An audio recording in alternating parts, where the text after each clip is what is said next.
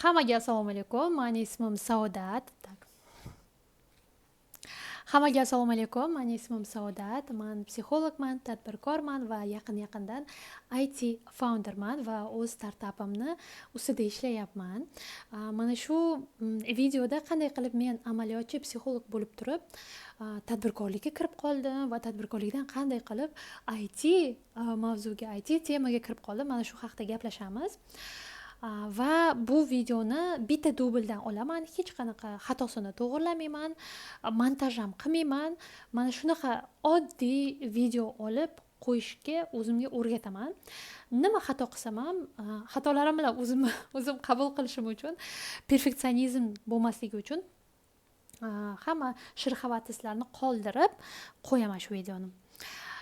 Demak, qanday qilib amaliyotchi psixolog bo'lib turib tadbirkor bo'lib qoldim.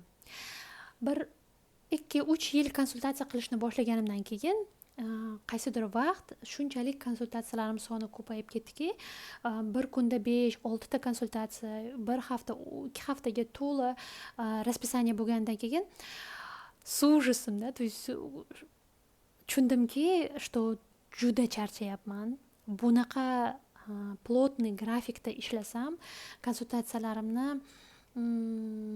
sifati ham tushib ketyapti. Meni e'tiborim yetmayapti bunchaga. Kunda 5 ta konsultatsiya bo'lsa, 5-konsultatsiyaga borib o'sha shunchalik charchaganman.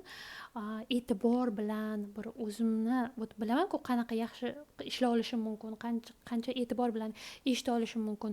Unaqa o'sha sabrim yetmayapti va aynan o'sha vaqt xayolimdan o'tdiki, mani vaqtim rezinoviy emas, vaqtim chegaralangan ekan va nimadir o'ylab topishim kerakki, qandaydir mahsulot o'ylab topishim kerakki, bu mahsulot mani bunchalik plotni e'tiborimni talab qilmasin, lekin qiymati odamlarga beradigan foydasi bo'lsin, foydali mahsulot bo'lsin degan fikr o'tdi xayolimdan va shu fikr bilan yana 1 yilcha konsultatsiya qilib yurdim.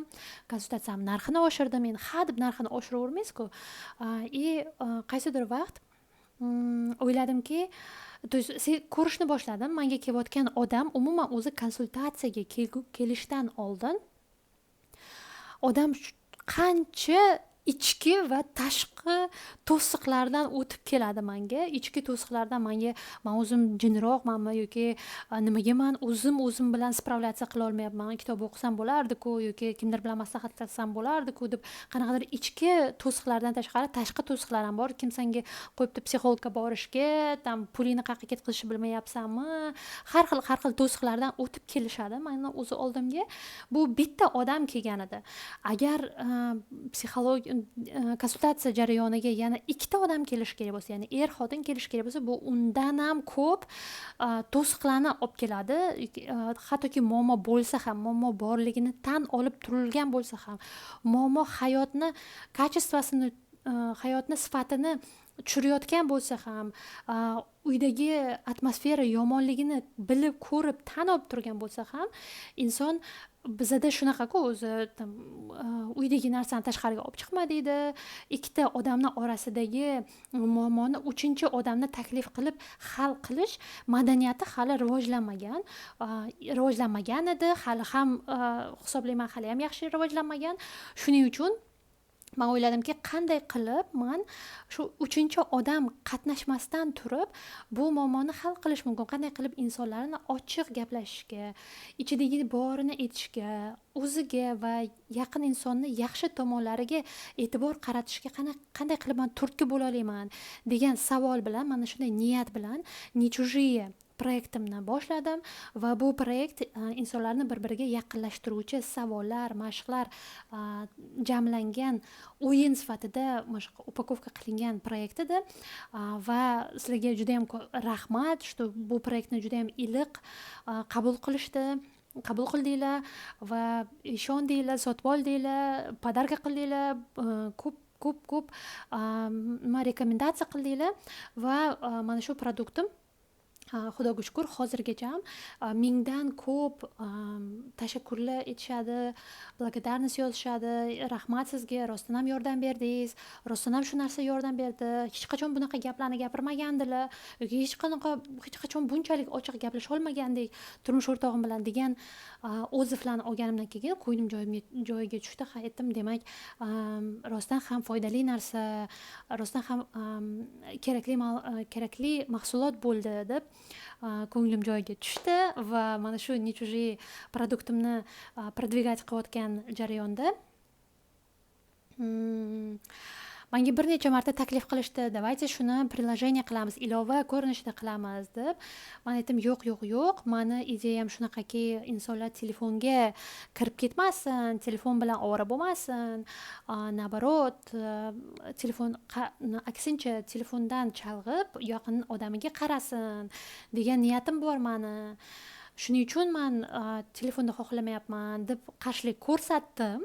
Lekin vaqt o'tgani sari bozorga ChatGPT chiqdi va har xil IT sferada o'zgarishlar bo'ldi, yangiliklar chiqdi va men ko'rdimki, rivojlanish shu yerda.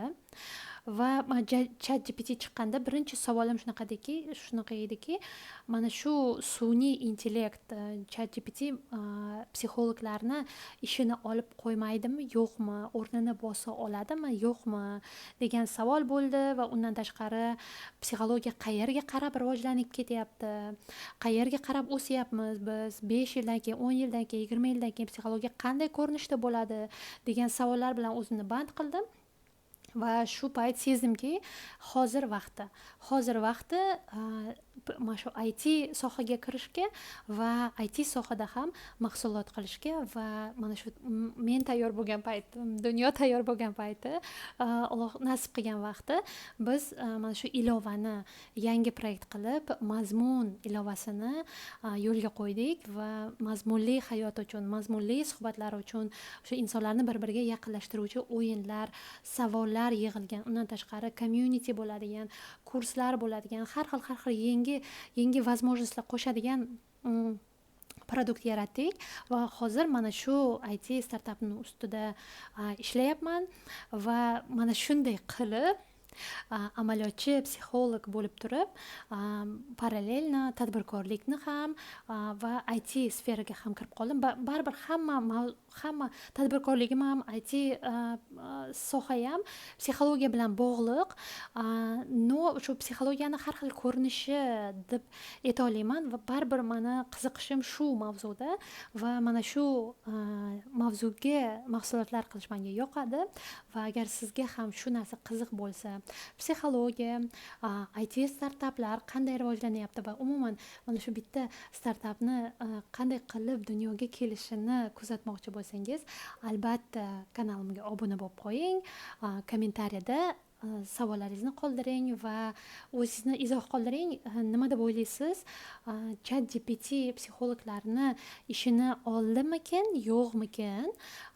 Va o'zingizni поведениеңizda, ya'ni o'zingizni xulq-atvoringizda nimani sezdingiz? Masalan, nimadirdan qiynalayotgan bo'lgan paytingiz, qandaydir shubha, samneniya, nimadirlar bo'layotgan vaqtda oldin kimdirdan maslahat so'rasak, dugonamizga yozsak, do'stimizga yozsak, hozir e'tibor bergan bo'lsangiz, ko'pincha baribir ham ChatGPTga yoziladigan bo'ldi. Sizda ham shunday xulq-atvor bormi, yo'qmi? Bo'lsa bo'lishing va nima deb o'ylaysiz? Sun'iy intellekt psixologni o'rnini bosa oladimi? Bo'ldi. Bugunga mana shu video yetadi. Я думаю, я вообще umuman hech qanaqa o'zgartirishsiz shu ko'rinishda hozir o'zida YouTubega qo'yib yuboraman.